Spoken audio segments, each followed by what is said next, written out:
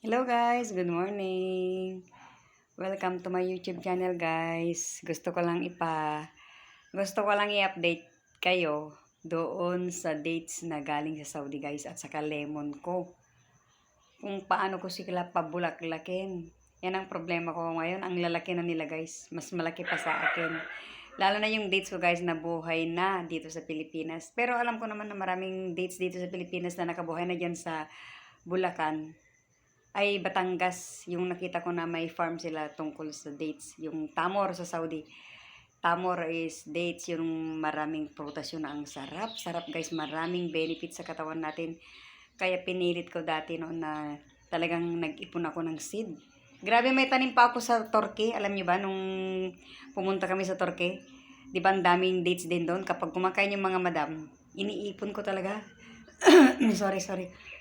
Sabi ng amo ko, sabi niya, Lia, what are you doing? Sabi niya ganon. Tapos may place doon sa harap ng, harap ng village na binili ng amo ko na bahay. Kasi sa Turkey, ang daming lupa. At saka mabilis mabuhay doon ang mga talim. Di ko na alam ngayon kung buhay. Grabe ang nilagay ko doon na seed.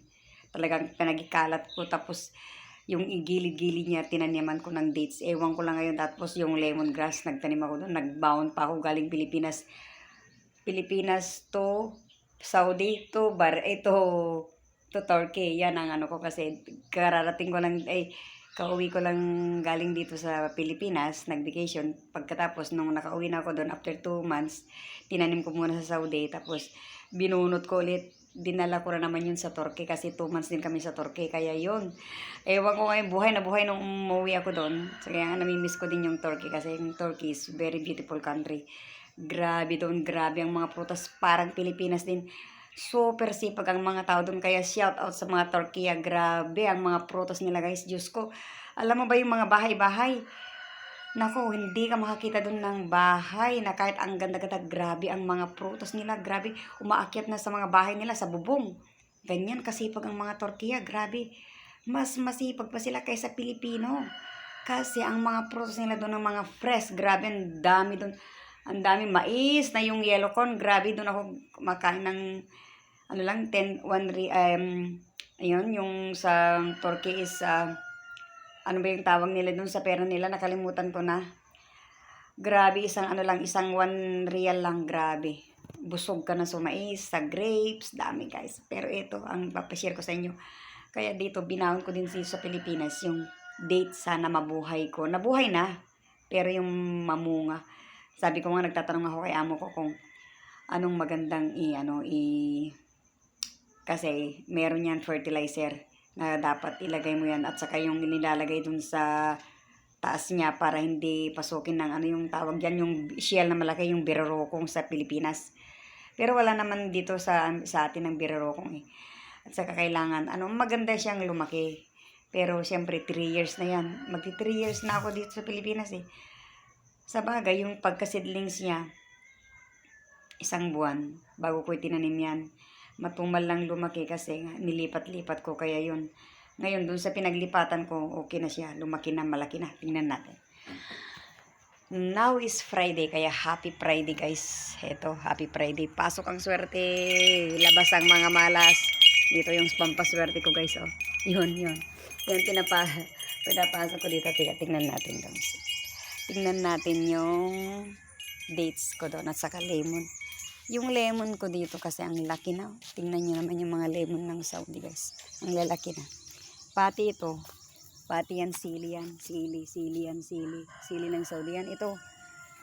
Kaso lang sobrang tinik. Ito yung matumal na lemon. Matumal yung isa. Tingnan nyo to. Ang ganda na. Yan, malaki na. 1, 2. Meron pa doon sa gilid, 4. 3, ito yung pinakamalaki. Tingnan nyo naman, mas malaki pa sa akin. Kaya ito sabi ko nga, siguro mamunga na rin ito next year inshallah. I hope inshallah na mabunga na rin kasi ang laki-laki na oh. Yung isa doon sa malapit sa bomba namin, namumunga na yun. Pero isa-isa lang. Ito pa oh, yan. Lemon ng Saudi. Grabe, tingnan nyo naman oh. Ang laki-laki na. Tingnan nyo. Yan. Yan ang Saudi lemon. Yan, ang Saudi lemon. Nagtanim na ako ng kamatis. Ito yung dates ko, guys. Pakita ko sa inyo yung tamor. Tamor is the best. Yan, ang tamor. Maganda kasi yung tamor. Kasi maraming benefit sa katawan yan. Oh. May patatas. Nilagay ko lang sa plastic, guys. Ayan, oh.